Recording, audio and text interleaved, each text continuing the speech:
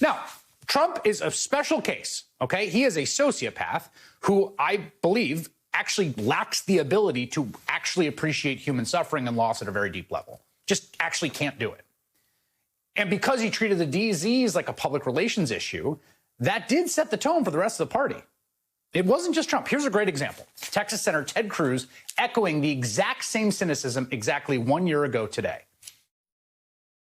If it ends up that Biden wins in November, I hope he doesn't. I don't think he will. But if he does, I guarantee you the week after the election, suddenly all those Democratic governors, all those Democratic mayors will say, everything's magically better. Go back to work, go back to school. Suddenly the problems are solved. You won't even have to wait for Biden to be sworn in. All they'll need is Election Day. And suddenly their willingness to just destroy people's lives and livelihoods, they will have accomplished their task. That's wrong. It's cynical. And we shouldn't be a part of it. Okay. Utterly, completely, in every possible conceivable way wrong. Just astoundingly, beautifully wrong, right? It was Republicans that rushed to open up sooner, even after Biden was elected. Democratic states, even the schools, right, more reticent. Just completely wrong. Ted Cruz, absolutely wrong. It's not how things shook out. But it's so revealing. Why did he make that mistake? Because Ted Cruz himself only views the pandemic through a political prism. And so he projects it onto everyone else. He thinks Democrats do too. Florida Governor Ron DeSantis consistently downplayed the health threats throughout this crisis, and he was applauded by Republicans for winning the pandemic. Just last week, he started selling a bunch of anti-COVID expertise merchandise, including lockdown koozies with a quote by him saying, "How the hell am I going to be able to drink a beer with a mask on?" And T-shirts that read, "Don't Fauci my Florida." That's all about political positioning. It was always about political positioning. And to be fair, there's been a lot of political posturing around the pandemic from Democrats and liberals as well. There has been. But the deep problem here is that there's always been this sense among Republicans and Republican politicians, not all of them, but the vast majority, that COVID is essentially an invented threat. The libs are more or less making this up. You just need to, manage it and move along and not freak out.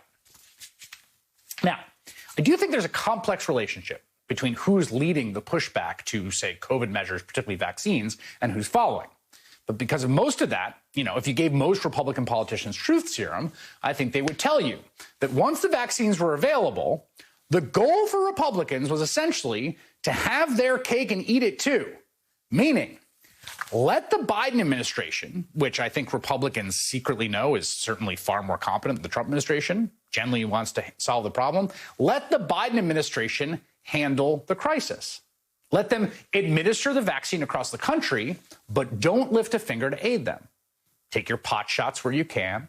Maybe also flirt with anti-pro-vax rhetoric like Tucker Carlson.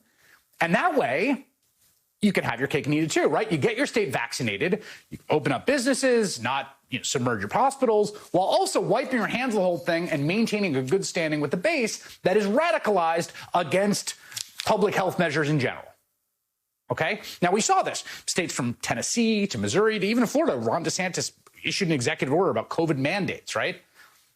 Now, the perfect example of the inherent contradictions of this are the Republicans who refuse to say if they are vaccinated.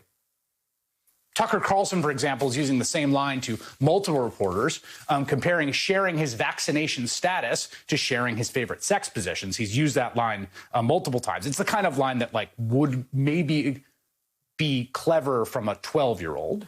He's very proud of it. Congresswoman Marjorie Taylor Greene claimed that asking her status at a press conference the other day is a HIPAA violation. It's not. And wouldn't you expect her to be the first person to just tell you she's not vaccinated and be proud about it? But for some reason, she didn't want to answer. Neither did Tucker Carlson. I wonder what their vaccination status is. Today, Congressman Ronnie Jackson asked why Democrats don't get asked if they have been vaccinated. And the answer is because they have been, and they told everyone because they want other people to get vaccinated. In fact, a bunch of reporters called up every member of Congress, and every Democratic member of Congress said, yeah, I got vaccinated. You should too, because they want people to not get killed from COVID. And I think what's happened here, as I try to make sense of what we're seeing the last few days, I do think that with all the propaganda and all the political posturing, a lot of Republicans convince themselves it really is not that big a deal, that they could just get away with a hands-off approach. But guess what? We keep relearning the same lesson over and over again, don't we, folks? Doesn't go anywhere. It's the same thing. It's out there. We may be done with COVID. COVID's not done with us. We've got a variant that is 60% more transmissible than the original virus, huge pools of unvaccinated people, and nearly all restrictions that were helping to keep the virus in check, right, on venues and businesses and social events, nightclubs, concerts, are gone. So what do you think all three of those things add up to? Well, you get an outbreak precisely like Dr. Peter Hotez said would happen.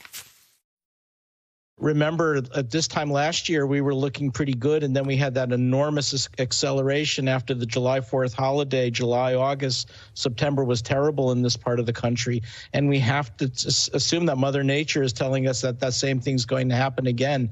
So I'm really holding my breath and about the South is what happens over this summer. Now, Dr. Hotez is not a politician.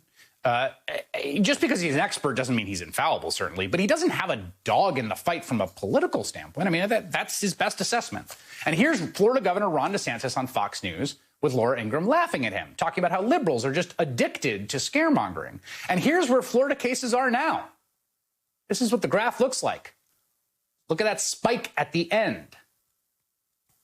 So thank you, Governor DeSantis, for telling people to get vaccinated. But we really could have used this much sooner. I'm glad you're doing it. Let's keep it up. Maybe instead of selling T-shirts and koozies, we can talk about how the vaccine has saved people's lives. And this is not about people with a certain political persuasion getting the virus or dying of it. I don't care. No one cares, really, I think. It's really not about politics. Everything is about politics at some level, but this shouldn't be, or it shouldn't be about politics in the way it has become. I hope this is a final moment to change that model of thinking among everyone alike, that this is fundamentally a political problem to solve, particularly the Republican Party that views it that way. Let's get everyone vaccinated, let's save as many lives as possible, and then we could just fight about all the other stuff later, okay? Ron Naring is a Republican strategist who served as national spokesperson for Republican presidential candidate Ted Cruz. Works with a bunch of other Republican candidates as well, and he joins me now. You know, Ron, I wanted to talk to you because you have been someone who's, you're very conservative. I don't think we really see eye to eye on much politically, but you've been quite outspoken about vaccinations, about the benefits of them, and about the need for folks to get vaccinated. And I wonder, as someone who works in Republican politics, what do you think's happened in the last few days?